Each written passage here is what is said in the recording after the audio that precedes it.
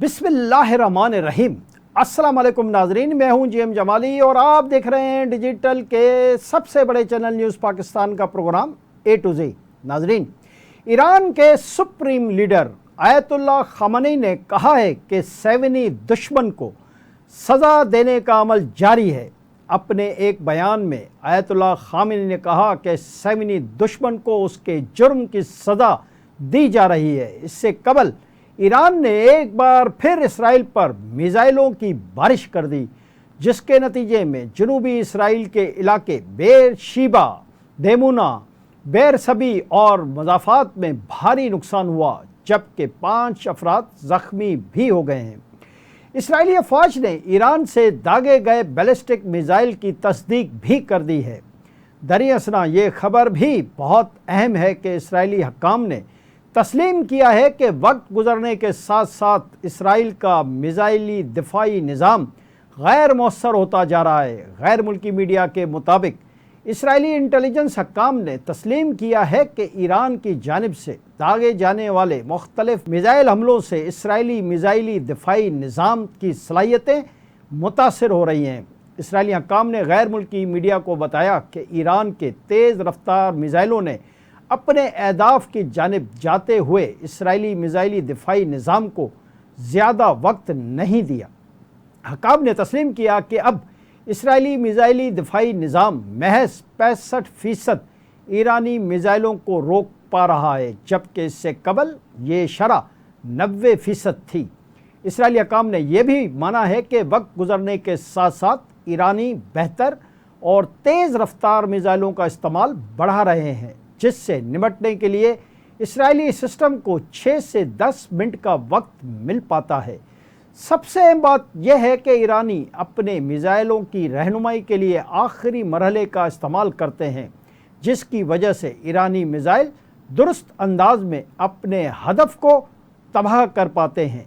जी नाज़रीन, दूसरी जानिब खबर है कि अमेरिका ने ईरान और इसराइल के दरमियान जारी जंग से खित्ते में सूरत-ए-हाल कशीदा होने के ख़दशे की वजह से कतर में मौजूद अमरीकी फ़ौजी अड्डे से अपने तैयारे हटा लिए हैं। प्लेंट लेब्स BBC की जानिब से शाया की गई इन तस्वीर का बैनुल-अक़वामी मीडिया की एक रिपोर्ट में तज्ज़िया किया गया है कि तज्ज़िये के मुताबिक सेटेलाइट के ज़रिए अल हदीद बेस के 5 जून को ली गई तस्वीर में फ़ौजी अड्डे पर तकरीबन 40 फ़ौजी तैयारे खड़े नज़र आ रहे हैं, जबकि ईरान और इसराइल के दरमियान जंग का आगाज़ होने के बाद 19 जून को ली गई तस्वीर में फ़ौजी अड्डे पर सिर्फ 3 फ़ौजी तैयारे नज़र आ रहे हैं।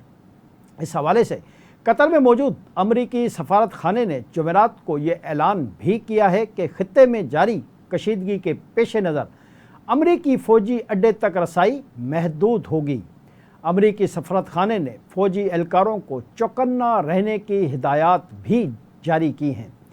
इस हवाले से अमरीकी फ़ौज के साबिक लेफ्टिनेंट जनरल और रैंड कॉरपोरेशन के दिफाई महक़्क़िक़ मार्क शॉर्ट्स ने मीडिया से गुफ्तगू करते हुए कहा कि अल हदीद में अमरीकी फ़ौजी एहलकार, हवाई जहाज़ और तनसीबात ईरान से करीब होने की वजह से इंतहाई कमज़ोर होंगे। उन्होंने मज़ीद बताया कि हत्ता कि शार पटेल भी अमरीकी तैयारों को नाकारा बना सकता है। उन्होंने ये भी बताया कि हम अमरीकी अफवाज, एहलकारों और असासों समेत दुनिया दोनों के ख़तरे को बेहतर समझते हैं और चाहते हैं कि इस ख़तरे से बाहर निकलें और अपने मिशन को आला तरीन तैयारी, जानलेवा और पेशावराना महारत के साथ अंजाम दें। ऑपरेशनल सिक्योरिटी को बरकरार रखने के लिए हम पुरअज़म हैं। जी नाज़रीन, इधर ईरान इसराइल जंग में कशीदगी कम करने के हवाले से चीन ने फिर दूसरी बार भी अपनी खामोशी तोड़ी है। मशरिक़ वस्ता की कशीदा सूरत-ए-हाल पर चीनी सदर ने 4 तजावीज़ पेश कर दी हैं। चीनी वज़ारत ख़ारजा के मुताबिक सदर शी जिनपिंग ने अपनी पेश करदा तजावीज़ में फ़ौरी जंग बंदी का मुतालबा किया है। चीनी सदर की तजावीज़ में शहरियों का तरजीही तौर पर तहफ़्फ़ुज़ यकीनी बनाना, मज़ाकरात और मकालमे के आगाज़ को आगे बढ़ाने का बुनियादी रास्ता और बैनुल-अक़वामी बिरादरी के अमन के लिए कोशिशों को नागुज़ीर करार दिया गया है। दूसरी जानिब बरतानवी खबर एजेंसी ने दावा किया है कि अमरीकी खुसूसी नुमाइंदे स्टोव टुकूफ और ईरानी वज़ीर ख़ारजा अब्बास इराक्ची का इसराइली हमले के बाद से कई बार आपस में रब्ता हुआ है। इलाकाई सफारतकारों ने खबर एजेंसी को बताया कि बहरान के सफारती हल के लिए विटकोफ और अब्बास इराक्ची ने मुतअद्दिद बार फ़ोन पर बातचीत की। खबर एजेंसी के मुताबिक ईरानी वज़ीर ख़ारजा अब्बास इराक्ची ने इसराइली हमले बंद होने तक मुज़ाकरात में वापस आने से वाज़ेह इनकार कर दिया। अब्बास इराक्ची ने इसराइल पर जंग ख़त्म करने के लिए दबाव डालने की शर्त पर जौहरी मामले पर लचक दिखाने का भी कहा। अमेरिकी सदर डोनाल्ड ट्रंप ने भी ईरान पर हमले के मंसूबे की मंजूरी की खबर को मुकम्मल तौर पर मुस्तरद कर दिया। अमेरिकी और बरतानवी अखबारात ने खबर दी थी कि ट्रंप ने ईरान पर हमले की मंजूरी दे दी है। जी नाज़रीन, इधर ईरान ने धमकी दी है कि अगर अमेरिका ने जंग में इसराइल का साथ दिया तो फिर हमारा निशाना भी वही होंगे। आबनाए हरमिस से सऊदी अरब, मुत्तहिदा अरब इमारात, कुवैत और ईरान से योमिया तकरीबन 21 मिलियन बैरल तेल दीगर ममालिक को पहुंचाया जाता है। इन मुल्कों में पाकिस्तान, चीन, जापान, जनूबी कोरिया, यूरोप, शुमाली अमेरिका और दुनिया के दीगर ममालिक शामिल हैं। इस आबी गुजरगाह से दुनिया के 20% तेल और 30% गैस की तरसील होती है। यहाँ से रोज़ाना तकरीबन 90 और साल भर में 33,000 बहरी जहाज़ गुजरते हैं। अबनाए हर्म्स मशरिक़ वस्ता के ख़ाम तेल पैदा करने वाले ममालिक को एशिया, यूरोप, शुमाली अमेरिका और दीगर दुनिया से जोड़ती है। इस समंदरी पट्टी के एक तरफ अमेरिका के इत्तेहादी अरब ममालिक तो दूसरी तरफ ईरान है। 33 किलोमीटर चौड़ी समंदरी पट्टी से 33 शिपिंग लेन्स जाती हैं। हर लेन्स की चौड़ाई 3 किलोमीटर है, जहाँ से बड़े ऑयल टैंकर्स गुजरते हैं। मजमूई आलमी तेल की रसद का 5वां हिस्सा यानी 20% इसी रास्ते से जाता है। आबनाए हरम से सऊदी अरब, मुत्तहिदा अरब इमारात, कुवैत और ईरान से योमिया तकरीबन 21 मिलियन बैरल तेल दीगर ममालिक को पहुंचाया जाता है।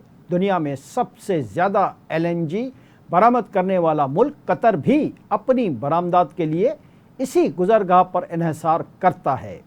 आबनाए हरम के एक तरफ खलीज फारस और दूसरी तरफ खलीज ओमान है। खलीज फारस के अंदर 8 ममालिक ईरान, इराक, कुवैत, सऊदी अरब, बहरीन, कतर, UAE और ओमान मौजूद हैं। दुनिया की दूसरी बड़ी मईशत चीन मईशत की रवानी के लिए खलीज से अपनी ज़रूरत का आधा तेल मंगवाता है, जबकि जापान यहाँ से 95% और जनूबी कोरिया 71% तेल इसी रास्ते से दरामद करते हैं। आबनाए हरम से ही ये तीनों ममालिक खलीजी ममालिक को गाड़ियाँ और इलेक्ट्रॉनिक सामान की तरसील भी करते हैं। आलमी माहिरीन के मुताबिक इसराइल के साथ जारी जंग और अमेरिकी हमलों की सूरत में ईरान आबनाए हरम्स को एक ट्रम्प कार्ड के तौर पर भी इस्तेमाल करेगा।